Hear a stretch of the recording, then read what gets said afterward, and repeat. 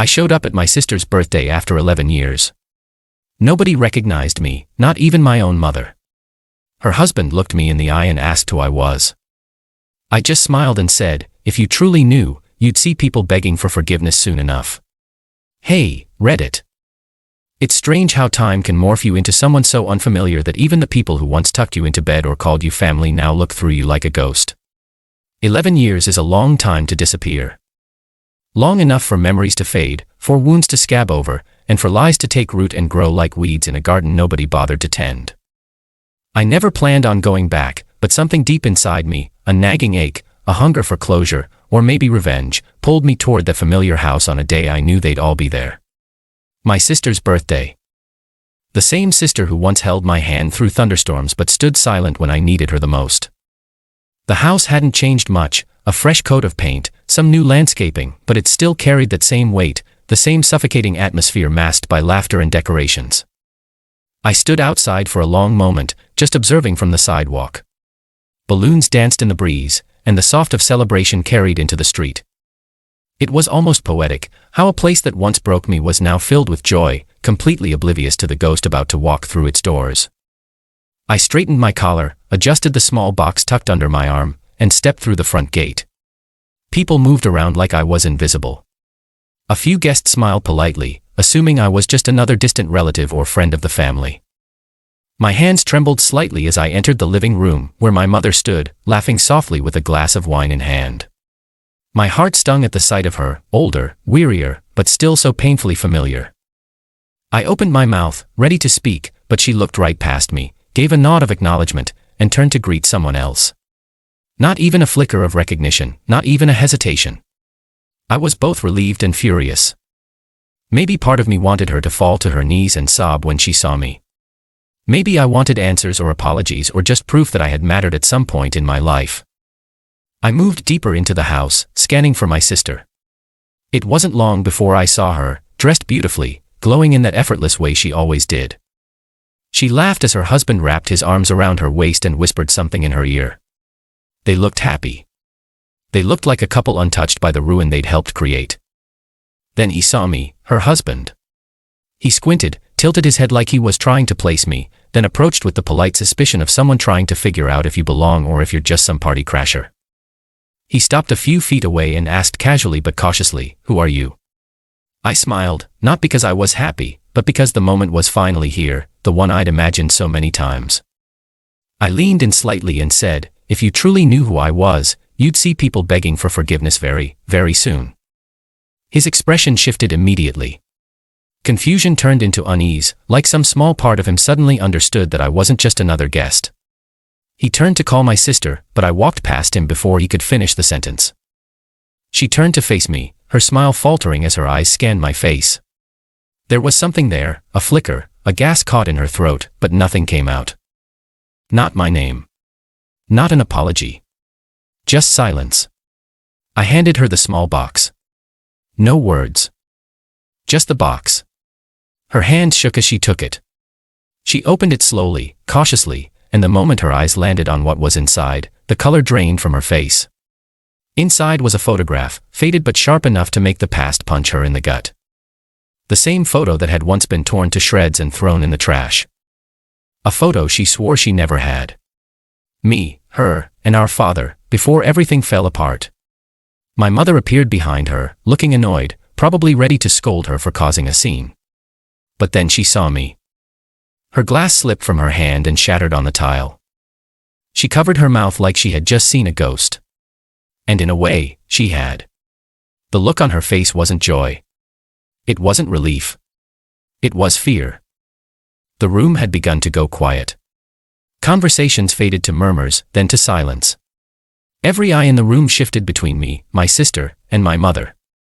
I could feel the pressure building like a dam ready to burst. My mother took one step forward, her voice trembling as she finally spoke. "You weren't supposed to come back." Her words struck harder than any slap.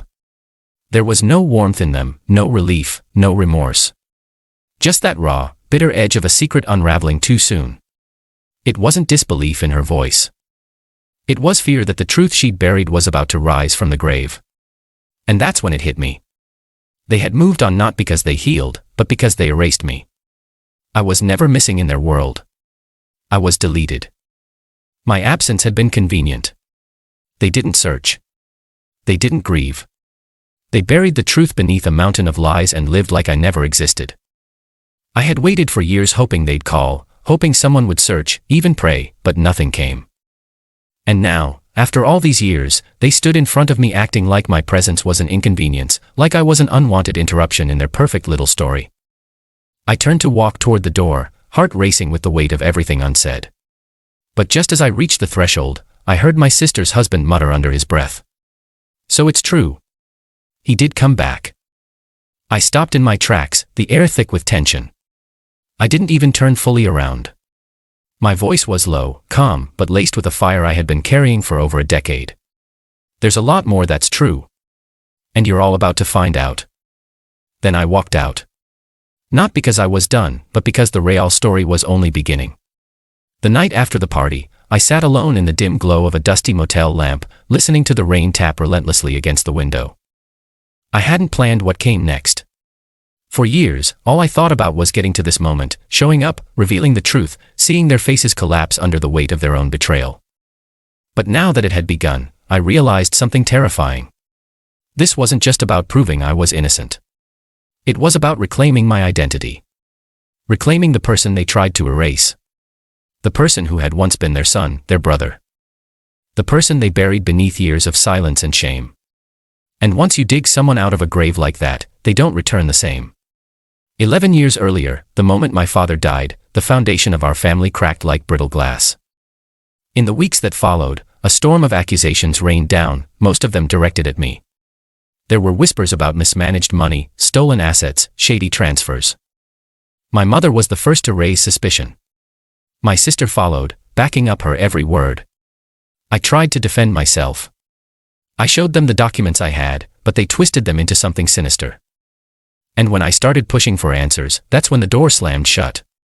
Literally. My mother packed my bags while I was out trying to get legal advice. She left them on the porch with a note that read, "It's better this way." My sister never spoke to me again after that. I didn't just lose a home. I lost my identity. I wandered for years, carrying the weight of their judgment like chains around my neck. But I never gave up on finding the truth. I knew deep down that someone had set me up. My instincts were right. It took years, but I slowly unraveled the threads. I found inconsistencies in my father's estate transactions, bank records linked to my sister's previous employer, transfers into shell accounts with names tied to her college friends, and the final nail, the journal entry she wrote one drunken night. Tucked inside an old diary at the bottom of a box stored in my father's unused storage unit. In it, she confessed everything. The panic, the debt, the decision to move the money and point the finger at me because she knew I was the only one who wouldn't fight back. She counted on my silence. She counted wrong. When my mother and sister entered that storage unit and saw everything laid bare, it was like watching two people fall through a trapdoor they built themselves. I stood behind them, arms crossed, heart thudding like a war drum, and waited for the truth to burn its way into their skin. My sister broke first. She collapsed onto an old chair, clutching her head, tears streaming down her face. She kept saying, "I didn't know what else to do. I didn't think you'd disappear like that. I didn't think it would ruin you." My mother didn't say a word. She stood frozen, eyes bouncing between the documents like she was staring into a mirror for the first time in years. She knew. She had known at some point. But pretending had been easier. Safer. It's easier to exile one's son than to confront the daughter you raised to be perfect. And then something strange happened. My mother sat down beside my sister, took her hand, and whispered, "We have to fix this." But it was too late. You don't fix a decade of abandonment with a whisper. You don't undo that kind of betrayal with a few tears. I didn't say a word. I just placed a sealed envelope on the table and turned to leave. Inside was a copy of the entire file I had compiled, neatly organized with timelines, names, evidence, and one final letter addressed to both of them. Not full of rage or blame, but truth. My truth. I told them what those years were like. The nights I slept in my car. The times I stood outside hospitals afraid to walk in because I had no insurance. The holidays spent alone. The birthdays that came and went without a single message. I didn't ask for an apology. I didn't need it. I just needed them to know what it cost to be erased. In the weeks that followed, I didn't hear from them. I assumed that was it. Truth delivered. Silence returned. But then, something unexpected happened. Letters began to arrive. From my sister. From my mother. Long, handwritten pages filled with memories, regrets, and a kind of sorrow that was too heavy to fake. My sister admitted she had been spiraling for years, that the guilt had eaten away at her quietly, that her marriage had cracks she couldn't repair because deep down, she knew it was built on lies. My mother's letters were different. She spoke of fear, of how losing Dad had broken her more than she could admit, of how easy it had been to believe the worst about me because she had already lost one part of the family and couldn't face losing another. The words were honest, but they didn't undo the years. I visited the old house one last time, not to forgive them. I had already done that for my own sake.